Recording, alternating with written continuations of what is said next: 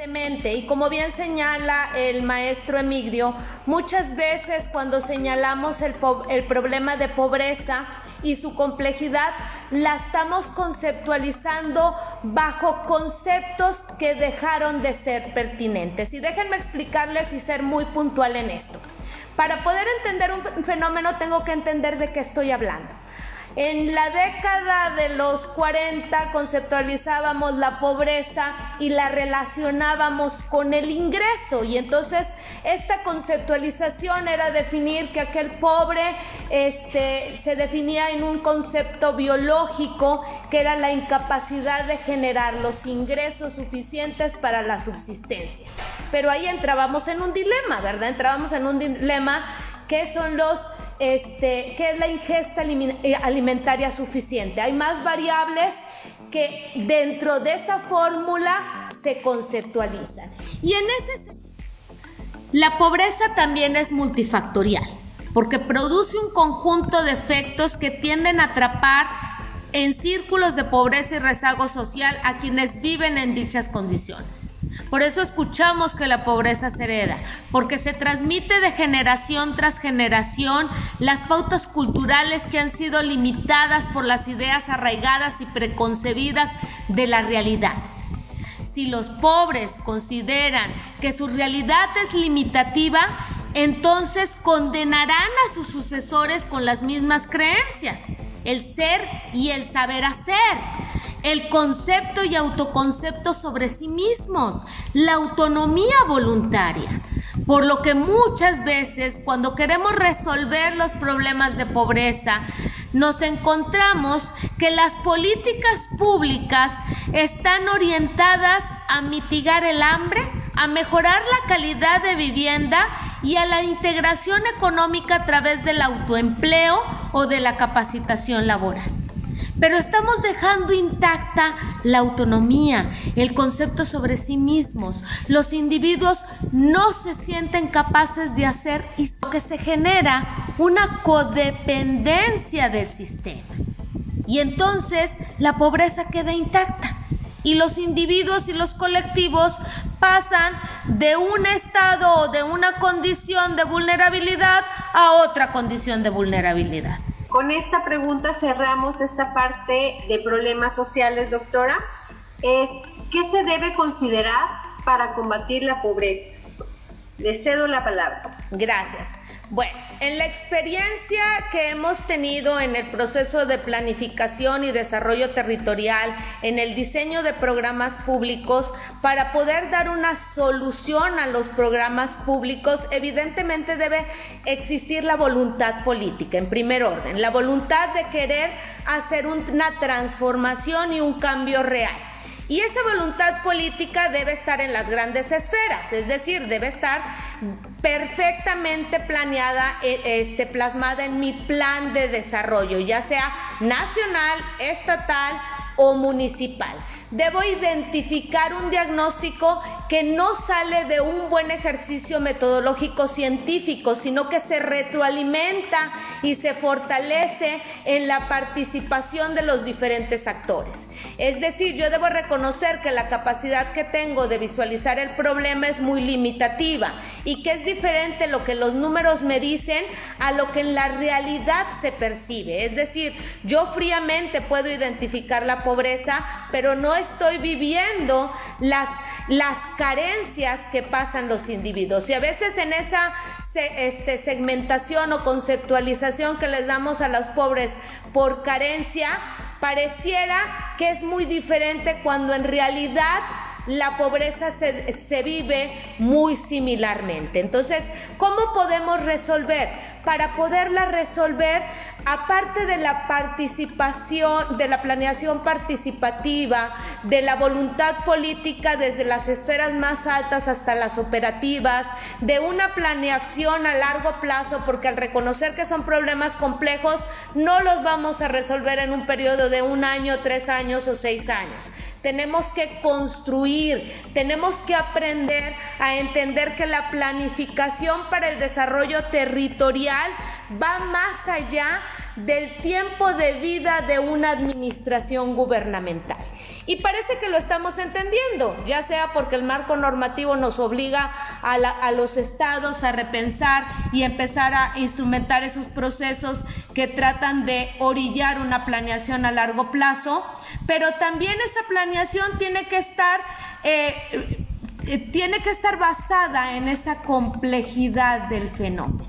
Y cuando empezamos a detectar de manera transversal, o sea, quiero resolver problemas de pobreza, no voy a tener nada más a la Secretaría de Bienestar Social y a Salud y al DIF sentados en mi mesa de análisis.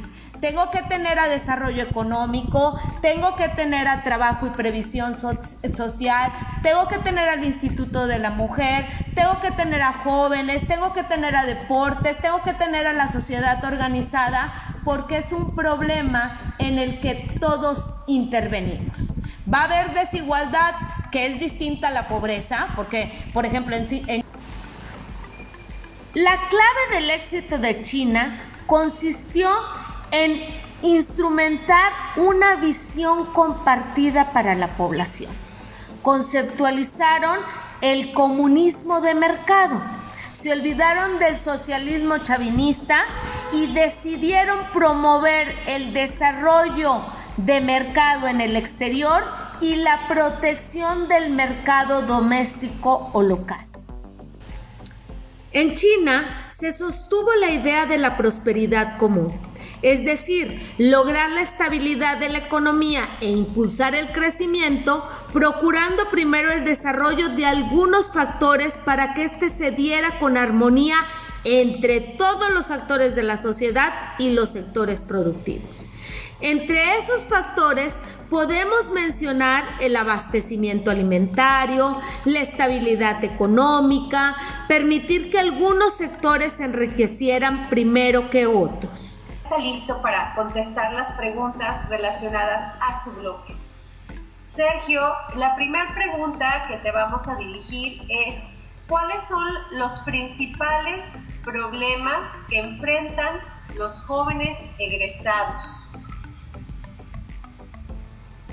Ok, bueno, buenas noches, muchas gracias. Y pues bueno, creo que en este sentido los problemas que se presentan de nosotros como jóvenes al recién egresar, sin duda el principal es la falta de empleo.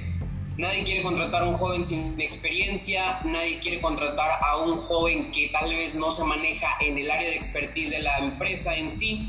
Y lamentablemente en esta época actual, en época de COVID, por así decirlo, se nos ha quitado la herramienta que muchos de nosotros estudiantes teníamos para conectar con las empresas, que era el servicio social o las prácticas, ¿no? Que muchas empresas se basaban en esta sección de prácticas o de servicio social para evaluar al alumno y ver si en un futuro a esta empresa le era útil el poderlo contratar. Lamentablemente, la situación que vivimos actual nos ha quitado esa oportunidad. No se nos ha podido brindar por diversas situaciones en la cual pues no nos podemos presentar en empresas de manera presencial, en las pocas que aún están aceptando, debido a que lamentablemente muchos han tenido que cerrar por situaciones económicas también debido a la pandemia, y las pocas que sí están aceptando pues se ven saturadas o limitadas a que lo que te puedan pagar o lo que te puedan ofrecer ellos como empresa para que tú puedas ahí realizar tus labores de servicio social o de prácticas profesionales se ve muy limitada. Entonces en un futuro pues no te puedes incluir o no te puedes adaptar a esa empresa debido a que las oportunidades que están ofreciendo son muy limitadas, porque el mercado está muy limitado en la actualidad.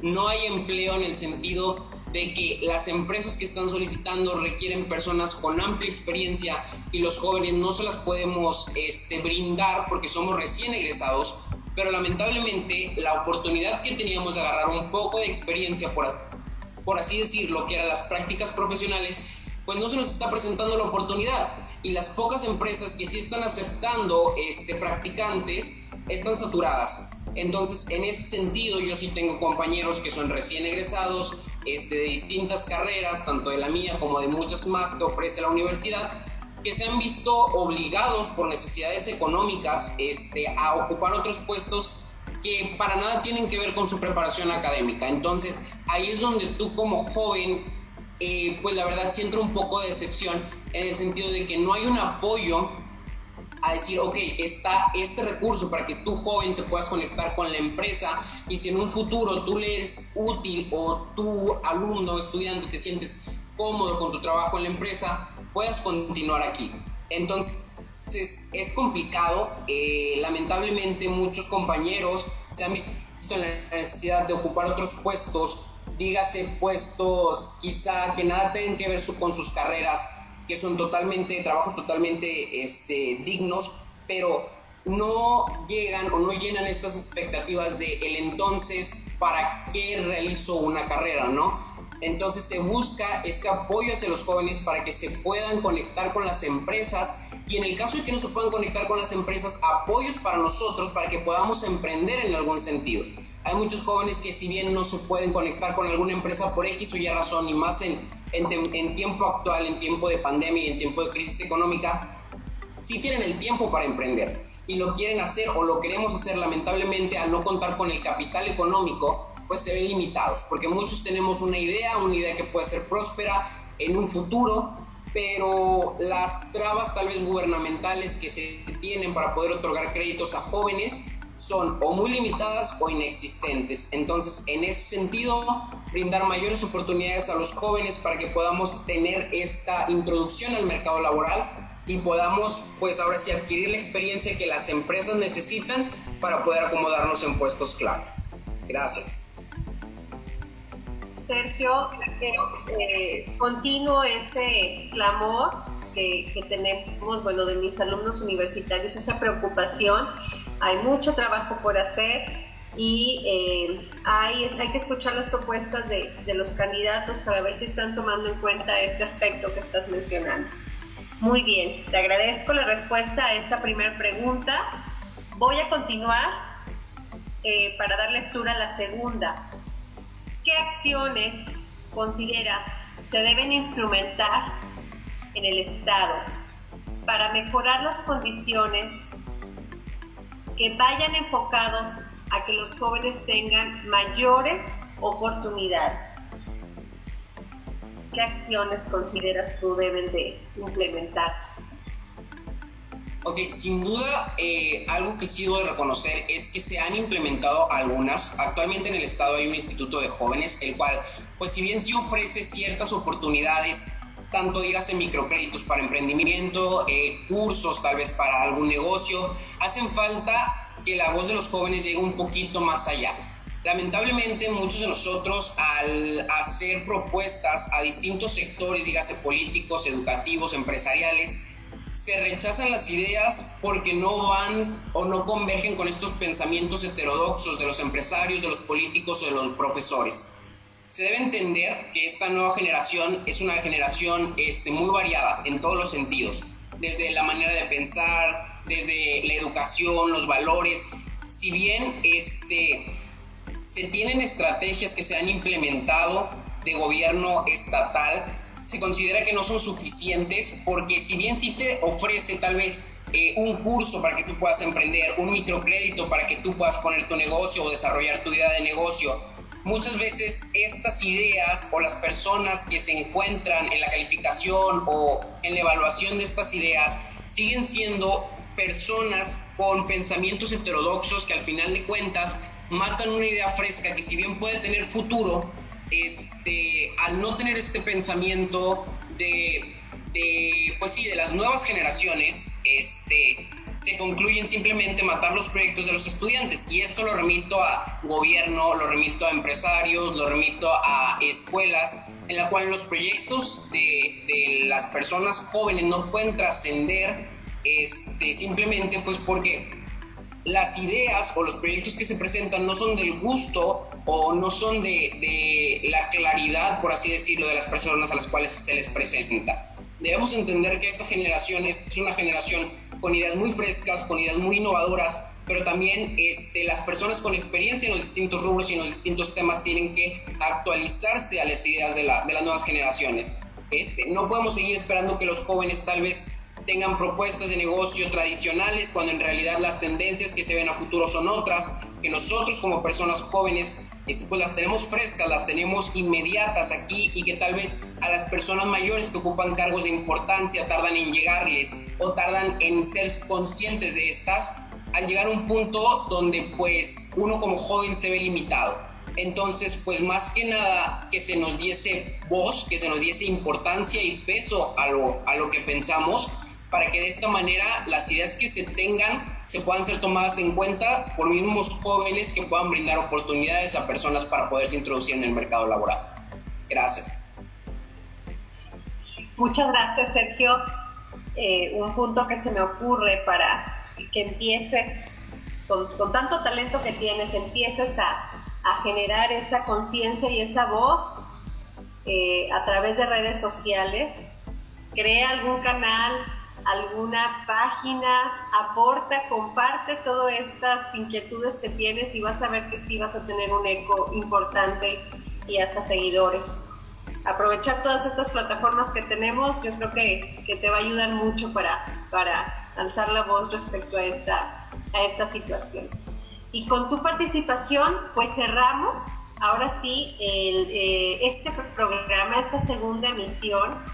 Y les agradezco infinitamente a nuestra audiencia, a todos los participantes con sus valiosas aportaciones a cada uno de los aspectos que tocamos. Y antes de cerrar...